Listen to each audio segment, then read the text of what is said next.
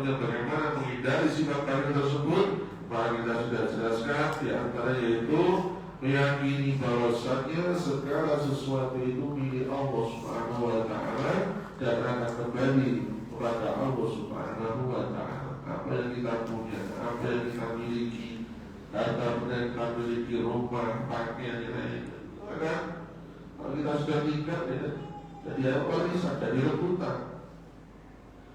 Bagi semua pada Allah Subhanahu wa Ta'ala. Yakin bahwa segala sesuatu milik Allah. Kembali pada Allah. Dua, kalau menghalangi menghindari sifat batin, membiasakan diri selalu bersyukur pada Allah Subhanahu wa Ta'ala. Apabila dia bersyukur, Allah mengampuni. Kalau dia selalu mengeluh, dia selalu curhat, ada habisnya masalah kesulitan. Karena apa? Dia kurang bersyukur pada Allah Subhanahu wa Ta'ala. Kemudian yang ketiga, memotivasi diri untuk sedekah. Bagaimana manfaat sedekah? Melipat gandakan rezeki. Ya, bahkan hartanya tumbuh berapa, Allah bakal ganti, Allah janji. Tambah yang dari rentang, keutamaan bersedekah. Kemudian yang terakhir, senantiasa mohon kepada Allah Subhanahu wa Ta'ala, berdoa pada Allah Subhanahu wa Ta'ala untuk berlindung kepada Allah, mengenal bergerijal dan juga tertindas oleh pemimpin atau tertindas oleh orang lain. Ini yang diajarkan oleh Nabi Sallallahu Alaihi Wasallam untuk berlindung kepada Allah Subhanahu wa Ta'ala dari sifat batin. Kemudian ayat selanjutnya, di antara orang yang akan disusahkan oleh Allah Subhanahu wa Ta'ala, wastagna. Lalu sebutkan wa amma bagina wastagna, dan ada orang yang kafir dan wastagna. Apa itu wastagna? Yaitu orang-orang yang merasa dirinya cukup, merasa dirinya tidak butuh, sudah kaya, sudah banyak tadi yang menumpuk-numpuk hartanya, jadi dia tidak butuh pada Allah Subhanahu wa Ta'ala. Wastagna itu berarti yaitu orang yang merasa dirinya cukup, tidak butuh. Dalam riwayat Ibnu Katsir disebutkan wastagna itu tidak butuh kepada Allah, sehingga mereka tidak perlu ibadah kepada Allah. Ya, urusan ibadah, kalau untuk Allah, tidak perlu sholat, tidak perlu menyembah Allah. Tidak yakin pada Allah Subhanahu wa Ta'ala, tidak perlu pertolongan Allah, sehingga apa? Dia tidak butuh kepada Allah Subhanahu wa Ta'ala. Ini yang akan membawa kesulitan dalam hidupnya. Dalam Al-Qasr al-Baghawi juga disebutkan makna wastagna tidak butuh ini yaitu tidak butuh dengan balasan Allah. Dia merasa cukup, udah banyak hartanya, simpan-simpan tidak dikeluarkan, kamu butuh nyamuk, butuh balasan Allah. Gak butuh pahala Allah, tidak butuh apa yang dijanjikan oleh Allah Subhanahu wa Ta'ala dari pahala yang dijanjikan oleh Allah Subhanahu wa Ta'ala tidak berarti apa-apa dibandingkan dengan kekayaan harta yang dimilikinya. Sudah mempunyai sudah melakukan lagi. Sebagaimana Al-Baghawi. Kita yang lain pada wastagna tidak butuh dengan rahmat Allah Subhanahu wa Ta'ala. Sebagaimana dalam kitab ini juz amma tafsir dari Muhammad bin Shalih Al-Utsaimin, wastagna maksudnya mereka tidak butuh dengan rahmat Allah Subhanahu wa Ta'ala, padahal kita butuh sekali rahmat Allah Subhanahu wa Ta'ala, kasih sayang Allah Subhanahu wa Ta'ala. Bahkan kita masuk surga pun karena rahmat Allah Subhanahu wa Ta'ala, bukan karena amal ibadah kita. Kalau amal ibadah kita mulai lahir ceplok, kita sudah bisa beribadah sampai mati. Ibadah terus ngomong misalnya, itu umurnya dari siji kemudian dibiayai duit untuk membeli surga, gak cukup. Saking surga itu nikmatnya berkali-kali lipat. Jadi kalau kapal kita buat beli surga itu gak cukup. Nah, jadi masuk surga adalah rahmat Allah. Karena Allah Subhanahu wa taala merahmati orang tersebut sehingga dimasukkan ke dalam surga. Karena sebab amal iya. Tapi kalau amal itu digunakan untuk buku, buku surga tidak bisa. Jauh lebih berharga surga.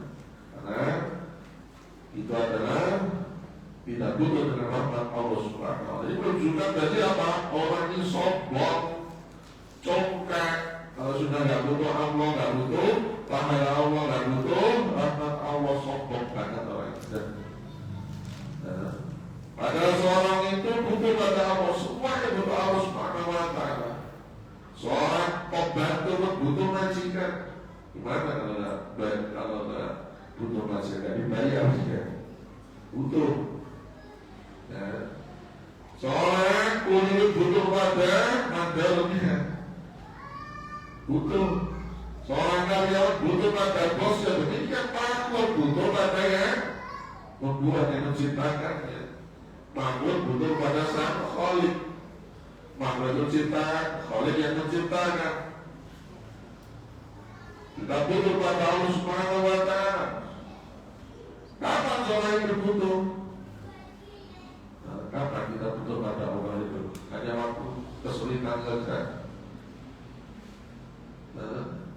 Butuhnya kita pada Allah kapan?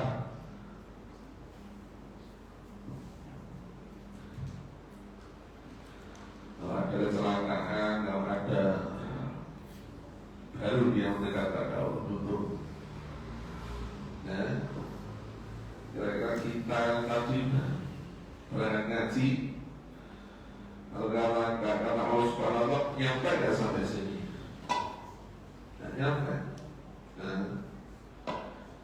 Kapan kita butuh pada Allah? Setiap waktu, setiap aktivitas, setiap hal kita butuh pada Allah Subhanahu wa taala. Mengapa? Karena kita ini fakir, kita ini miskin. Allah Maha Kaya, Allah Al-Ghani. Sehingga kita butuh pada Allah Subhanahu wa taala. Bukan Allah yang butuh pada kita.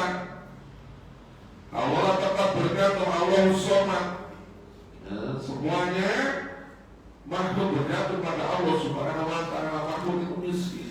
Dan Allah miskin. Allah yang kaya, maka butuh pada Allah Subhanahu wa taala. Allah sendiri yang jelaskan dalam firman-Nya, ya ayyuhan nas, surat Fatihah ayat 15. Wahai manusia, antum fuqara, kalian itu butuh pada Allah Subhanahu wa taala. Dan miskin, fakir. Antum fuqara ila Allahi, antum kalian itu butuh pada Allah Subhanahu wa taala. Wallahu wal ghaniyyul hamid. Sedangkan Allah yang Maha Kaya, tidak memerlukan sesuatu. Wal hamid, lagi Maha terpuji, dipuji. Kita yang miskin. Dalam ayat Allah terangkan bahwasanya Dia itu Allah itu Maha Kaya, tidak butuh sama sekali pada selainnya. Allah berdiri sendiri. Seluruh makhluknya yang membutuhkan Allah Subhanahu wa taala. Baik, Munassir rahimahullah mengatakan tentang ayat ini, semua makhluk amat butuh pada Allah dalam setiap aktivitasnya, bahkan sebutkan, bahkan dalam diam pun mereka butuh Allah. Kita diam butuh Allah ya? Iya, ujung-ujung angin sama oksigen diberhentikan.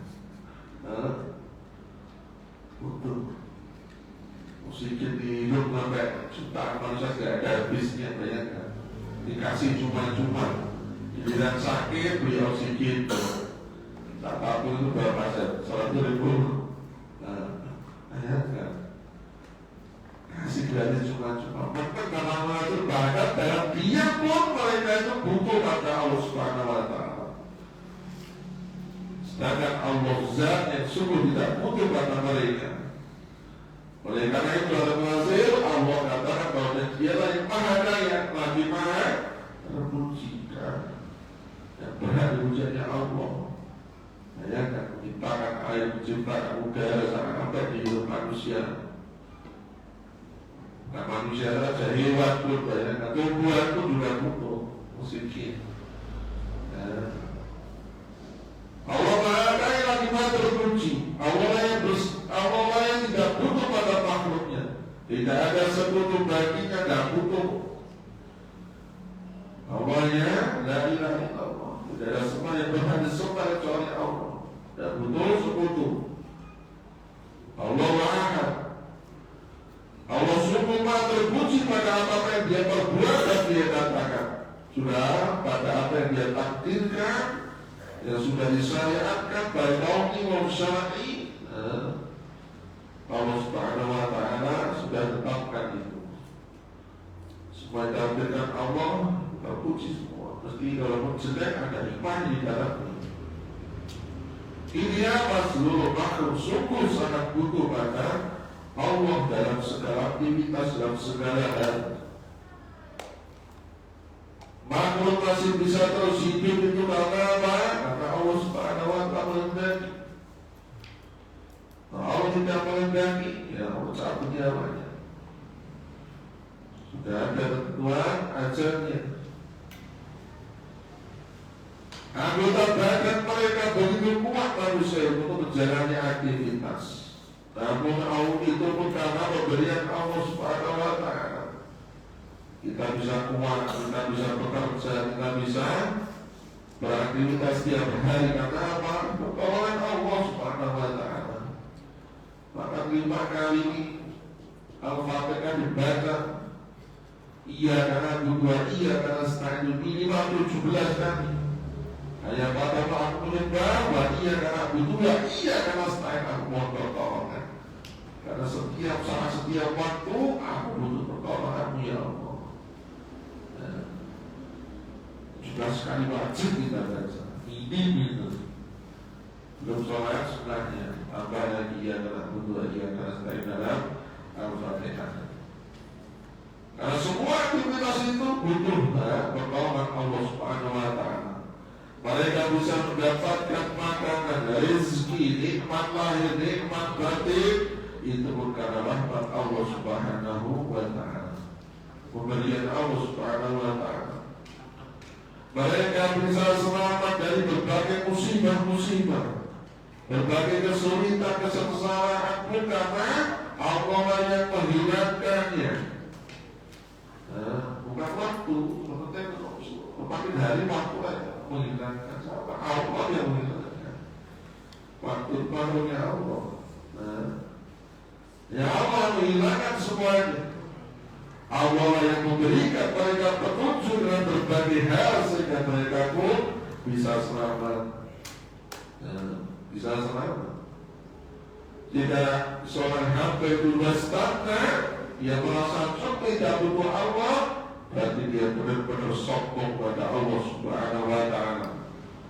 Dia merasa telah mempunyai harta, mempunyai ilmu, mempunyai tubuh yang kuat, namun dia tidak sadar bahwa semua itu adalah anugerah pemberian dari Allah Subhanahu wa ta'ala. Kalau seorang itu sudah tidak butuh pada Allah, itu jelas dia melampaui batas. Sudah melampaui batas, orang itu sudah tidak butuh pada Allah Subhanahu wa ta'ala. Allah ingatkan dalam surat Al-Alaq yang kemarin kita bahas sudah tampil pasirnya, kalla innal insana la yatgha. Sungguh manusia itu benar-benar melampaui batas. Kenapa? Allah astaghna. Dia memandang dirinya sudah tidak butuh pada Allah, dari melampaui batas. Sudah melampaui batas, Allah yang bakal ikan. Allah bakal kenakan azab pada dirinya. Namanya di dalam Al-Alaq tadi disebutkan Allah mengabarkan bahwa manusia begitu bangga dan sombong ketika dirinya paling banyak. banyak harta. Lalu Allah berikan ancaman yang selanjutnya, yang sesungguhnya hanya kepada Rabbmu, inna ila rabbika, apa tadi? Inna ila rabbika ruj'a. Nanti bakal kamu balik. Tak sugih-sugihmu, tak sombong-sombongmu, pasti nanti bakal kembali kepada Allah. Siap-siap, karena membuat perhitungan denganmu. Kita semua akan kembali kepada Allah. Kalau kita akan dihisab, ditimbang, diberikan buku catatan amal banyak sudah tertera di situ. Kita akan ditanya dari mana harta kita dikumpulkan dan untuk apa tadi kita manfaatkan, belanjakan, dan ditanya. Semua kembali pada Allah. Di antara yang Allah ingatkan tentang orang-orang, di antara salah satu yang tidak butuh Allah, yaitu ingat kisah Qarun. Siapa Qarun? Qarun,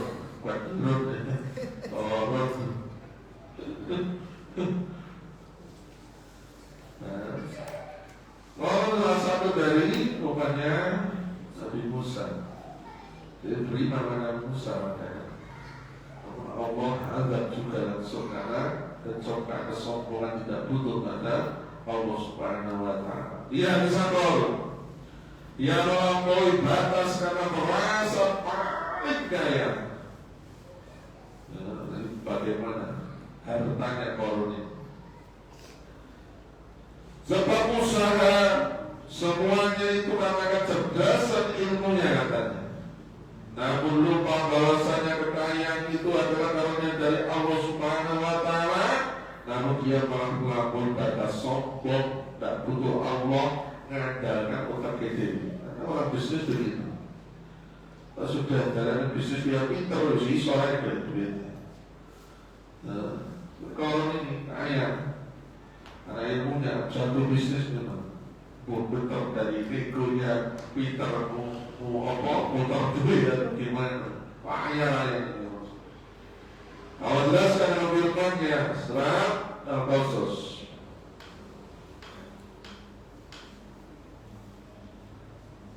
Inna Qarun kana min qaumi Musa. Sungguh Qarun termasuk kaumnya Musa. Dulu dia beriman pada Musa, ikut agamanya kepada Nabi Musa. Fabagha alaihim, tetapi dia berlaku aniaya terhadap dirinya sendiri. Wa atainahu minal kunuzi ma inna mafatihahu. Kami telah anugerahkan pada Qarun kepadanya perbedaran harta yang kunci-kuncinya mafatihahu latanu bil usbati ulil quwwah. Yang kunci-kunci hartanya itu dipikul oleh orang-orang yang kuat. Kunci gembok hartanya itu dipikul oleh orang-orang yang kuat. Disebutkan dalam kata usbah ini sekitar 10 sampai 70 orang yang ikut.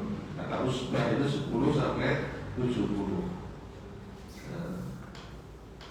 Usbah, jadi yang pikul kita ambil paling banyak 70 orang.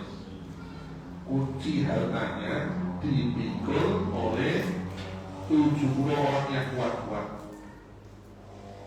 Bukan kunci satu ya, kunci satu dipikul enggak, tapi kuncinya di mana-mana dan apanya, kuncinya dikumpulkan di rak, petirah, dari itu yang pikul sampai 70 orang. Banyak dari gudang hartanya. Yang boleh kisahnya nyata ya, hak dari Allah sendiri yang bercerita. Belum ada di sini. Saat suki-suki kuncinya itu dikumpul banyak tak? Sopo paling suki. Kuncinya tahu langgar. Betul hartanya, kuncinya tahu itu oleh 70 orang yang kuat disebutkan ini. Iqalahu qawmuhu la tafrah innallaha la yuhibbul farihin. Si Qarun berbangga diri, melihat hartanya banyak, kunci-kuncinya yang angkat orang kuat-kuat.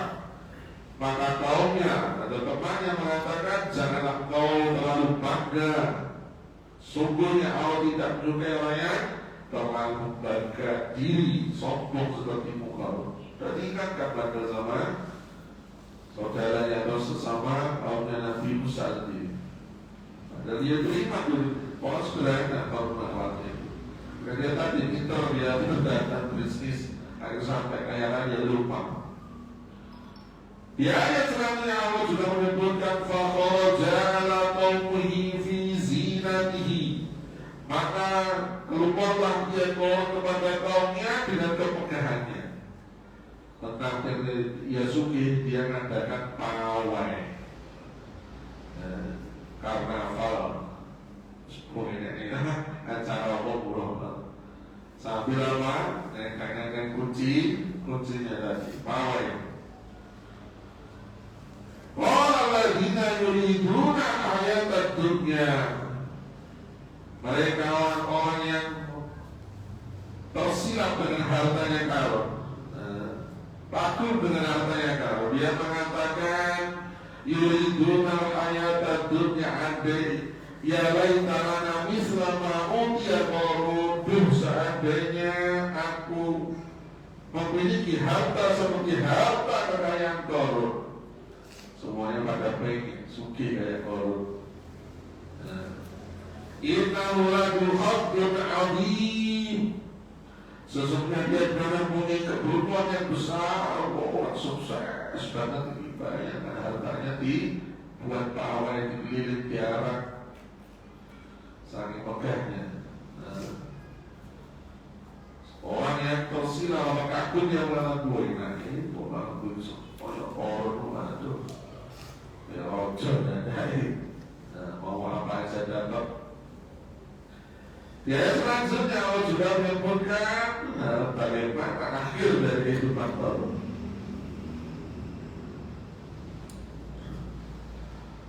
Allah Subhanahu berfirman, "Fakhasafna bihi wa bidaril ardh." Lalu kami benarkan dia Qarun bersama rumah-rumahnya ke dalam bumi. Kuda-kuda hartanya dibenarkan, dikubur.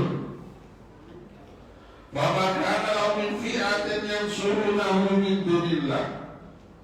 Maka tidak ada baginya satu golongan pun yang akan menolongnya selain Allah Subhanahu wa ta'ala. Kalau uji Allah tenggelamkan hartanya dia dapatkan. Iso nggak balik ini? Iso nggak? Diangkatlah tidak bisa. Allah tenggelamkan Qarun dan juga rumah-rumahnya. Allah tatap. Wabakana awal fi'atin yang surunahu min dunillah. Maka tidak ada baginya satu golongan pun yang akan menolongnya selain Allah. Wa makana minal muntasirin. Dan dia kalau ditantang termasuk orang yang dapat membela diri. Membela hartanya saya tidak bisa, kok dewi.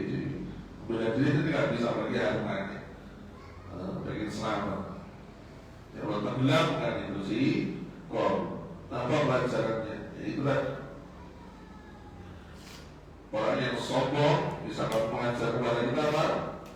Kekayaan bukanlah jaminan kebahagiaan. Dan orang kaya karena sifat sombongnya, sifat congkaknya, sifat tidak butuh kepada Allah Subhanahu wa ta'ala, Allah benarkan harta dan Qarunnya ke dalam tanah. Maka kita harus selalu bersyukur, tidak menjadi sombong ketika diberi nikmat. Saya mengandalkan otaknya duit gitu. Maka kekuatanku mendorong ideku atau yang lain tidak dapat mengolehkan hidupku. Harus sama mau maju dari pagi yang mau bahwa dia sendiri yang mengandalkan apa? mengandalkan kesombongannya, yang membuat dia lupa pada saat memberi nikmat, yaitu Allah Subhanahu wa Ta'ala. Begitu mudahnya Allah Subhanahu wa Ta'ala menghilangkan harta korun. Jadi orang yang kaya yang sombong, gak mau bersedekah, gampang cara menghilangkan dari Allah. Mungkin dengan penyakit, itu ceritanya, mungkin dengan kebakaran, bencana, lantas semua. Banyak tempat kami yang banyak yang sudah tertimbun tanah, rumah yang besar, rumah yang kaya, Allah lantarkan dalam satu hari mereka. Menjaga, terus ada orang bisa pada sekarang itu sudah lagi sulit. Menunjukkan apa? Gampang bagi Allah menghilangkan harta bagi orang yang mereka sombong pada Allah Subhanahu wa Ta'ala, tidak butuh pada Allah Subhanahu wa Ta'ala. Kami mengatakan ayat khulul jannata man kana fi qalbi misqala dzarratin min kibrin, tidak akan masuk surga siapa yang ada pada dirinya, dalam hatinya sekecil biji sawi sifat sombong. Cila saja dia sama, apalagi sombongnya sudah kawan-kawan gunung.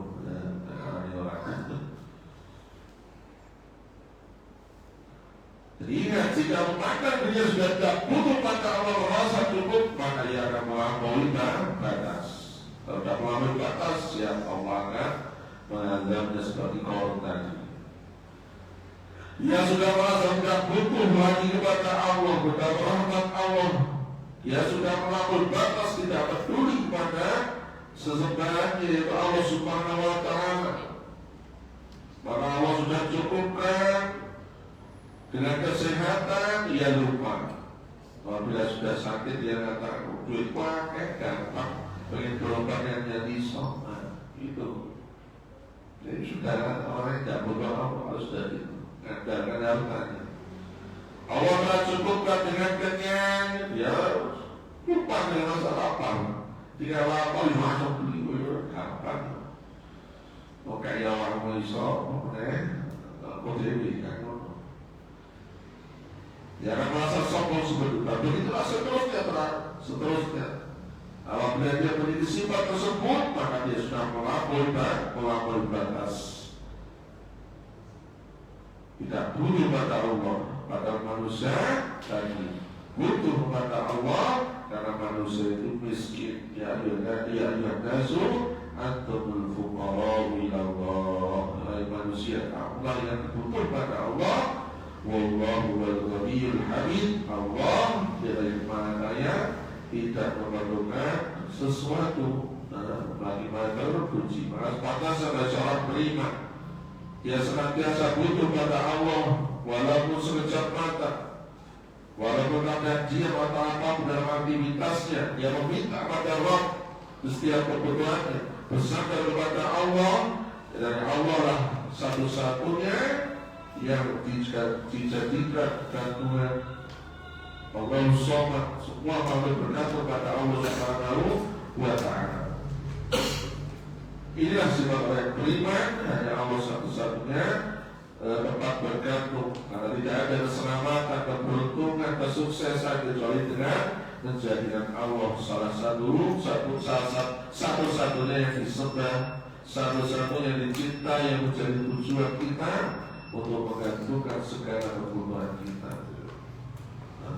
Kita yakini Allah Subhanahu wa Ta'ala itu yang tidak membutuhkan orang, kita yang membutuhkan Allah Subhanahu wa Ta'ala. Kemudian salah itu adalah di antara orang-orang yang akan disulitkan hidupnya. Orang fakir, orang yang merasa tidak butuh pada Allah, di ayat yang ke-9 dan babil husna. Mereka yang akan mendapatkan kehidupan yang sulit di dunia dan di akhirat, mereka yang mendustakan al-husna. Pada al-husna kita sudah tafsirkan, masih ingat al-husna-nya yang berapa? Salah satu tidak ada. Al-husna, kalau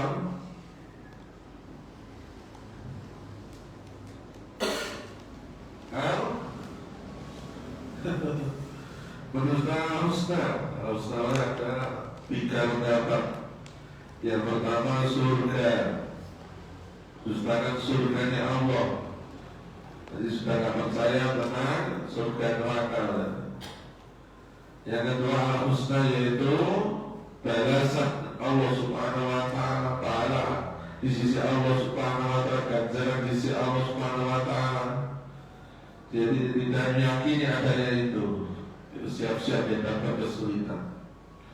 Kemudian yang ketiga al-husna, yaitu at-thayyibah, yaitu kalimat thayyibah la ilaha illallah. Dustakan la ilaha illallah alias kafir. Dia tidak mendustakan kalimat thayyibah. Supaya bisa dipakai. Jadi orang bakil, orang yang merasa cukup tidak butuh Allah, orang yang kafir. Pasannya siruhu lil yusra. Atau pikir kalau sulitkan jalan itu yang baik di dunia maupun di akhirat. Itu saja yang harus sampaikan. Insyaallah kita akan bahas di ayat yang ke-10. Pasannya siruhu lil yusra. Allah sulitkan di dunia dan di akhirat itu apa saja yang disulitkan. Dunia apa, di akhirat apa yang membuat Allah Subhanahu wa ta'ala menjadikan sulit dalam kehidupan di dunia maupun di akhirat. Mungkin ini yang bisa sampaikan, mudah-mudahan bermanfaat. Aku lupa dihada wa astaghfirullahaladzim. Subhanallah wa bihamdika asyhadu an la ilaha illa anta